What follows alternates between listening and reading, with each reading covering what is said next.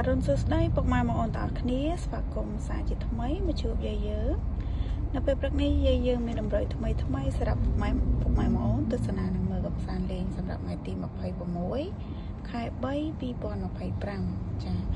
តម្រុយរបស់យាយគឺមានប៉ុណ្ណឹងហើយយាយក៏មានសុបិនយាយជូនពុកម៉ែបងប្អូនស្ដាប់កំសាន្តដូចគ្នាតែមុននឹងនិយាយសុបិនយាយក៏សូមពឹងពុកម៉ែបងប្អូន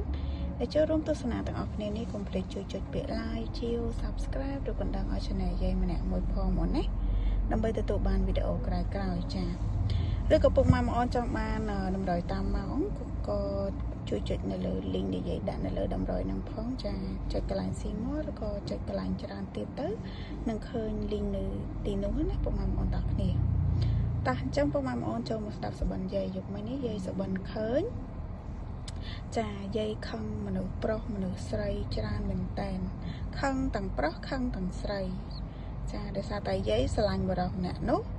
តែពួកគាត់ហាមមិនឲ្យយាយស្រឡាញ់ទេចាហាមទាំងប្រុសហាមទាំងស្រីចឹងណាហាមយាយឲ្យស្រឡាញ់ទេតែយាយខឹងអើយខឹងហ្នឹងហើយអញ្ចឹងយាយក៏កាត់យកលេខ78 7 គត់ 97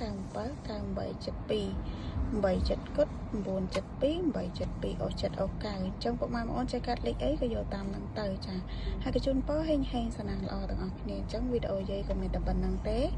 ជួបគ្នានៅវីដេអូក្រោយបាយបាយ